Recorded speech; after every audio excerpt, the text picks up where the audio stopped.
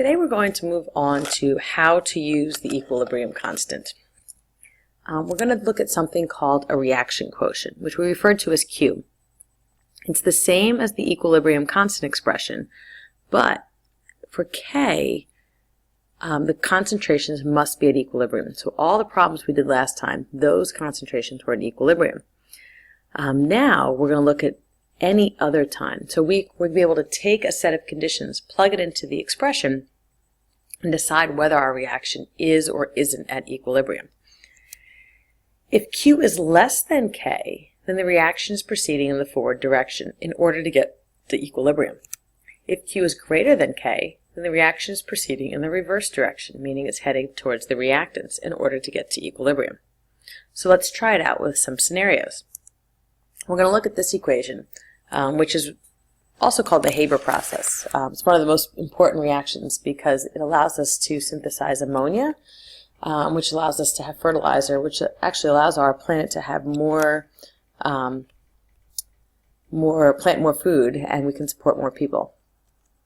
So for the synthesis of ammonia, the equilibrium constant, and you don't need to have the EQ, but I just was really trying to emphasize KEQ, K for equilibrium, is 0.06.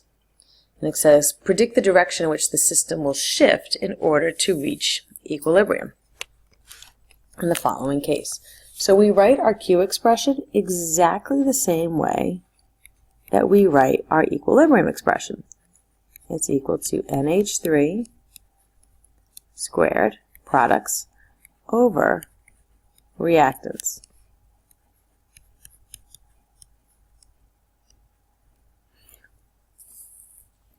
And now we go ahead and substitute in these values that it gave us. So Q is equal to 1.0 times 10 to the minus 3 squared over 1.0 times 10 to the minus 5 times 2.0 times 10 to the minus 3 to the third.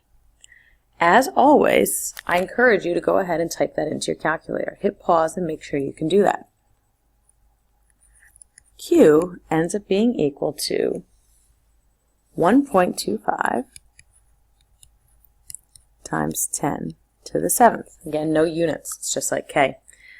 It is very easy to see that in this case, Q is much, much greater than K. So therefore, our reaction, our excited means reaction, will shift left. Meaning it will shift towards these reactants. Think about it. If we want to get the value of K down to, or Q would be down to what K is equal to 0.06, that's where it's headed, we need to decrease our numerator and increase our denominator. And so if you think of it that way, that in order to bring this 1.25 times 10 to the 7th way, way down, we need to bring our products way, way down and our reactants way, way up, which means overall our reaction is heading this direction. And this is just a series, this is a series of steps as to what we did. You write the Q expression, how does Q and K compare, and then what does this mean? We answered all of those questions on the previous slide, but those were the steps that I took. Again, we're going to look at the same equation. The K value is still 0.06, that's what it will be, and predict the equilibrium in this case. So again, we're going to look at our Q expression. It's the same as it was, products over reactants. And we're going to go ahead and substitute in our new values that are given. So these ones say 2.0 times 10 to the minus 4th cubed over 1.5 times 10 to the minus 5th times 3.5 times 10 to the minus 1 cubed.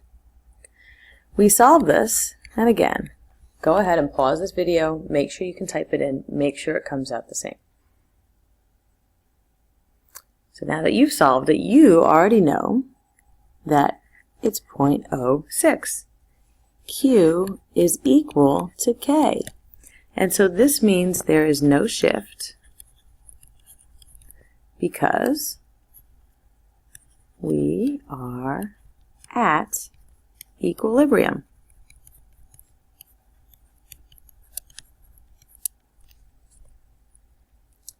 And then finally, we have one more set of conditions.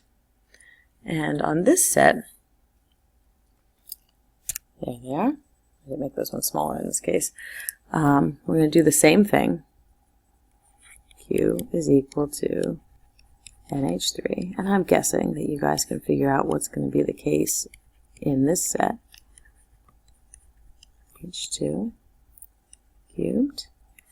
Q is equal to 1 times 10 to the minus 4th squared over 5.0 and 1.0 times 10 to the minus 2 to the third. You've paused it, and now you've solved it yourself, and you see that Q is equal to 0.002. And in this case, Q is much less than K, and so our reaction needs to shift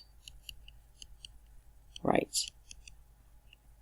So shift towards the products, shift this direction. Let's think about that.